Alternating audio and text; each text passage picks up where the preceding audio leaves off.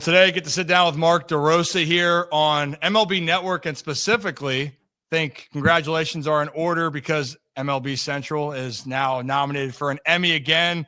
Mark, you guys continue to crush it, and thank you for taking a little bit of time. I'd like to start it off with minor league stories. I love the minor league mentalities. Do you have a story that you could share from your time back then playing? Oh man, multiple stories. We could do a full show on that. First, after I signed, I got sent to short season A ball, Eugene, Oregon. 6 guys in a 2-bedroom. I slept on a raft for the better part of the first half with a cinder block as my nightstand with an oscillating fan that basically destroyed my neck every night. But if I think of funny stories, I got kicked out in a game in Huntsville, probably about the 3rd or 4th inning, so I had a lot of time to stew in the clubhouse. And it was a getaway day. We were going to take a long bus ride. So at that time, Semisonic's Closing Time was like the song.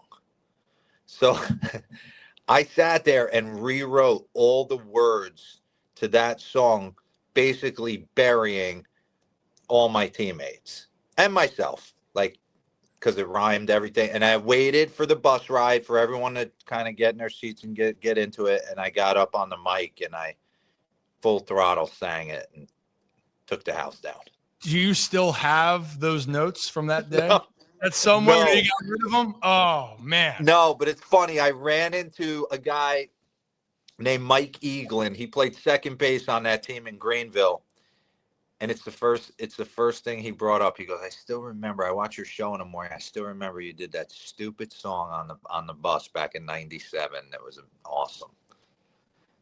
Those were the memories. I tell Zach this all the time, Mark. It's the minor league experience is one thing. And then the brotherhood you have in baseball in general, you know, we'll remember the moments where it's usually the ones you go 0 for 5, 4 strikeouts, something like that. Maybe a couple good moments, but it's truly those moments that are off the field or something that doesn't have to do with the actual game that stick out to it. So that's great. And like I said, to start it off, you continue to do all types of work here. MLB Network, I feel like every time I turn on the TV, there you are.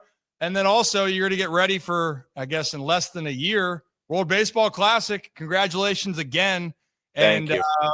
It looks like from last year to this year, or from the last World Baseball Classic to now, the excitement around the sport is at an all-time high. But you're going to have to deal with some challenges, specifically, you know, in the pitching department. So what do you try to focus on here as you try to create a roster in the next year? Yeah, I mean, you nailed it right there. I think for me, the momentum of this thing is gotten huge, right? And a credit to Japan, a credit to the Latin American countries, a credit to Miami and the fans that came out, and the Shohei Ohtani, Mike Trout moment will live on forever. And baseball won that night. And you're right. My phone has definitely, like, instead of me having to make a million calls, myself and Mike Hill, who's the GM of this thing, are going to have some tough decisions to make because a lot of guys are reaching out. Yeah, I would say so, especially one wasn't that tough having Aaron Judge being involved. Yeah, it's a no-brainer. And you know what? At the end of the day, we're still 12-year-olds, right? You still want to be invited into that room to play with guys like Aaron Judge. I remember I got to do it, Ryan, in 09, Team USA, and all I did was, like, the first 24, 48 hours was stare at Derek Jeter. Like, I didn't go to AllStar games. I wasn't around him much. I just wanted to, like, see kind of how he moved and what made him great and what I could take from him. So there's a lot. But yeah, as far as the pitching's concerned, slow burn. Make the parent clubs feel comfortable. Give these guys every opportunity to feel like they should be able to do it. Be protected. They're under pitch count limits. Whoever they got to bring in to kind of make the parent club confident and comfortable, I want to do that. Yeah, your job is try to have a great experience, win the damn thing, but then two, there is a season that you have to go play, and Okay. it's so fascinating to me and I love the All-Star Game for so many different reasons, right? Just of the nostalgia for me growing up and being around the game to what it's always resembled. But truly, when we're talking about all-star matchups, it's this World Baseball Classic.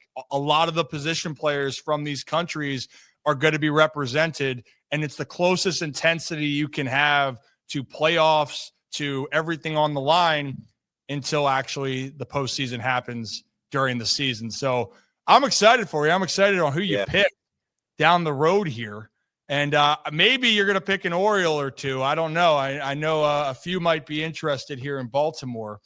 So and I want to attack it. I want to attack it a little bit different, right? I got in late in the process the first time, I think late August, early September. A lot of the coaching staff and a lot of the roster was already preset. I think as we've gone on in the World Baseball Classic has grown in popularity, I also see teams are setting their rosters to win a sprint. It can't just be, hey, we're going to take the greatest superstars of our country and we're going to all throw them in a dugout. And that's not the way baseball works. You have to kind of build some form of a team.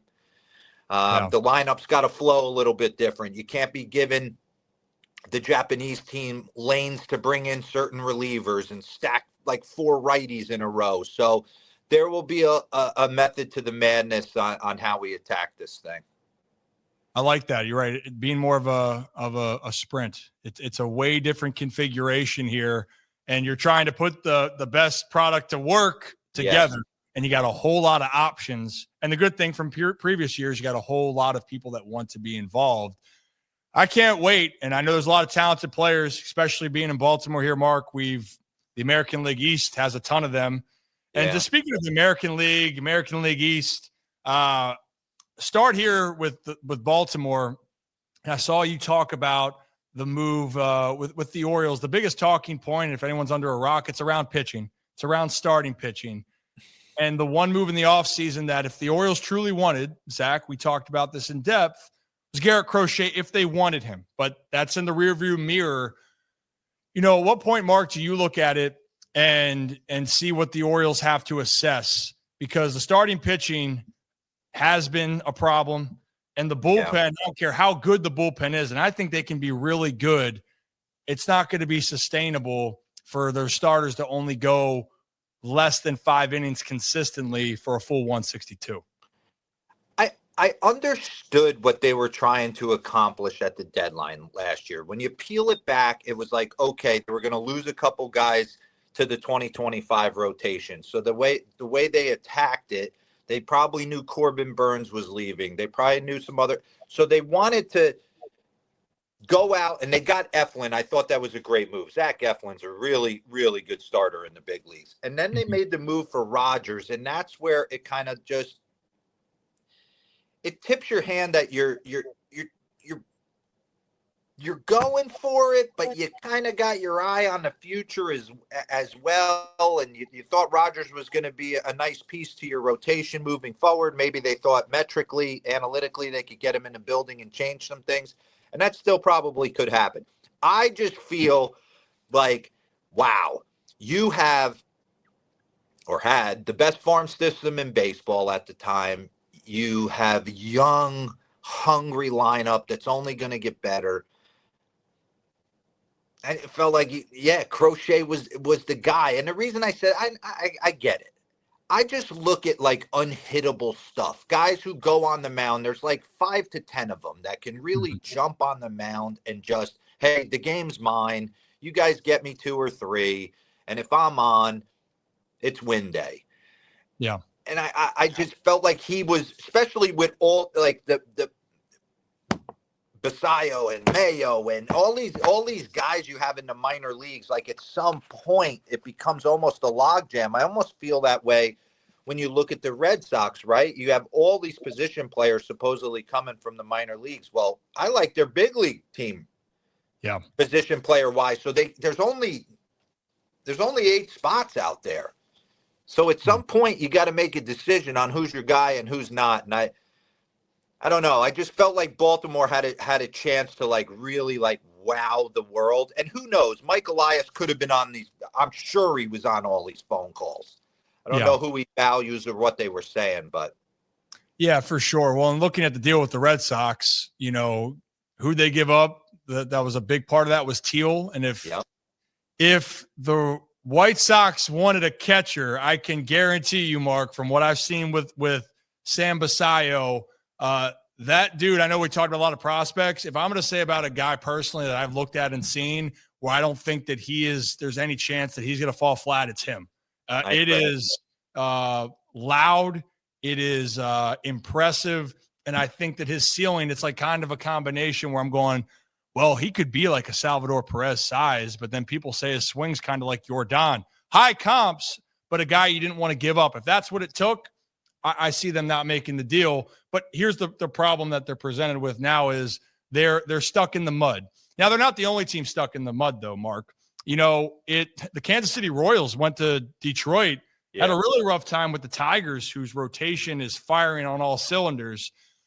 At what point do you look at it with some of these teams that are maybe trying to figure it out? Do you start to look at, okay, this is going to be a concern moving forward? What's that grace period for you? Is it month, get to June? I like to give it 40 games. That was, and I learned that from Bobby Cox. He was always a big 40 game guy. He would give us the first month and a week to kind of get 100 at bats under you, get a $150, kind of build a batting average, and he would usually call a meeting right around that time and say, "Hey guys, names on the back of the jersey say we're better than this. Now I've given you your little leash. Now it's time to go." So there's no panic after 23 games, but certainly, I would give it. I'd give it a 40 game window. It's always better when you say that. You know, I've been told that a few times myself from a few individuals that have been around the game for a while that currently have less hair than I do, but we're on our way, Mark. It's in the Ripken genetics. Out of curiosity, from the season so far, what has been something that has been drawn to you as we wrap this up? Baseball every year, I'm not going to say that there are surprises, right? Because something will always surprise you in the game, even as long as you've been around it. But what's something that maybe has caught your eye so far that you are going to continue to track here, whether it's a team, player, or even possible rule changes that they're going to have to further address? Yeah, I love doing the spring training previews. I did 8 this year out in Arizona. I love getting a feel for what the vibe is around the clubhouse. And I know everybody goes to spring training with the rah-rah, and but you feel it, right? And I'm gonna single out the San Francisco Giants. Buster Posey taking over for Farhan Zaidi has brought a whole different, it went from analytics to ball player mentality. You could feel it in spring training. If their rotation stays healthy, the Willie Adames sign, $182 million, maybe that's the largest contract ever given to a San Francisco Giant. Is he worthy of that? I don't know, but he makes them a heck of a lot better. And he brings a lot of energy, and that ball player wanting to play every day, standing next to Matt Chapman. They're real. If they stay healthy, they got a chance to scare some people. They're in a juggernaut division. I think the D-backs are good. The Dodgers are obviously chalk. And you look at the Padres have gotten off to a great start, but I don't think the Giants go anywhere the entire season. I agree with that. And to close out, just because you brought this up, Mark, analytics and baseball mentality. You know, that's something that that might be for me personally, the hottest topic around. And maybe just because I get asked this all the time. And for the Orioles specifically, they have a lot of movement in their lineup consistently. It's not the same lineups. They're shuffling in. But around baseball, you said to that point, Buster Posey has a track record of being a winning player. Yeah. And that mean it's going to correlate to the front office, but there is a value to the baseball side, to the analytics. How would you best describe a balance of that? Yeah, I think you got to have a balance of it, but you better understand the human element of the game and how each move, if the lineup's constantly changing, how can you expect your team to get in a flow? How can you expect guys to know your roles? The most successful teams are the teams where guys drive to the yard every day knowing how they add value to that team. Not wondering if I'm hitting third today, seventh if I go 0 for 4. Am I on the bench? Am I a starter? Am I what am I to this team? Because then you're constantly trying to change your profile day to day. That was the one thing I thought Bobby Cox did better than anyone. He let you know in spring training it was going to be hard for you to change his thought process on how you added value, but I never drove home wondering where I stood year to year on what his expectations were. And I think that's huge. I think so too. And it's not just baseball players, but baseball players are creatures of habit. They like to know what they're doing, but people are creatures of habit. When you're more prepared for what your role is going to be and established, typically it rests your mind. And you can say, I'm good at adapting, but you and I both know not everyone can go out there and be thrown into the fire each and every day and expect to have results. And that's why the dudes know, Ryan. Yeah. The dudes know who should be playing, who should be hitting where, who should be coming out of the bullpen in certain spots. You can't fool them. So when you start seeing like crazy things like whoa, we're going there here in the 7th inning, 8th day, you start to wonder what's going on, and it just permeates into the locker room. When you got a guy who's got your back and he's kind of firing on all cylinders, guys are put in the right positions, that's when the good teams and good chemistry comes together. That's what it is. It's not always the best team wins, but the team that gets hot and knows what they need to do at the right time with the group that they have. So, Mark, I appreciate it. On the way out, I got to mention again, congratulations that you guys, MLB Central, nominated for, what was it, Outstanding Daily Studio Show. I think that MLB Network has the best content network-wise. I know I'm biased, but Thank you guys, you're constantly around the horn. Is there anywhere else that people can find you or anything that you're doing with MLB? I'm a troller on social media, I'll be honest. I see all the comments. I don't respond to any because if I open that can of worms, it's go time. So I hide, but I see it all. Smart man, Mark. Well, I appreciate it. And thank you for taking the time today.